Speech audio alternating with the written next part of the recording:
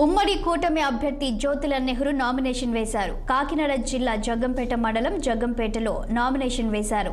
తొలుత ఆయన స్థానిక రావులమ్మ అమ్మవారికి ప్రత్యేక పూజలు నిర్వహించి నామినేషన్ పత్రాలపై సంతకం పెట్టారు. అనంతరం కారులో బయలుదేరి తహసీల్దార్ కార్యాలయం వద్దకు చేరుకుని ఎన్నికల అధికారి ఎం శ్రీనివాసరావుకు నామినేషన్ పత్రం అందజేశారు.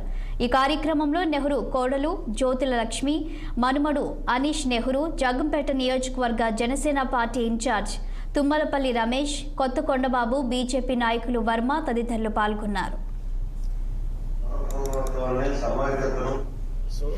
జనసేన బీజేపీ ఉమ్మడి అభ్యర్థిగా నేను నామినేషన్ వేయడం జరిగింది. ఒక నిరాడంబరమైనటువంటి విధానంలో ఎన్నికల నిబంధనలను అనుసరించి నామినేషన్ వేయాలి అనేటటువంటి ఆలోచనతో ప్రజాస్వామ్యానికి ప్రారంభం నుంచే నిర్వచనం పలికే విధంగా నిర్ణయం తీసుకుని ఆర్భాటం లేకుండా ఈరోజు నామినేషన్ వేసుకుంటాం.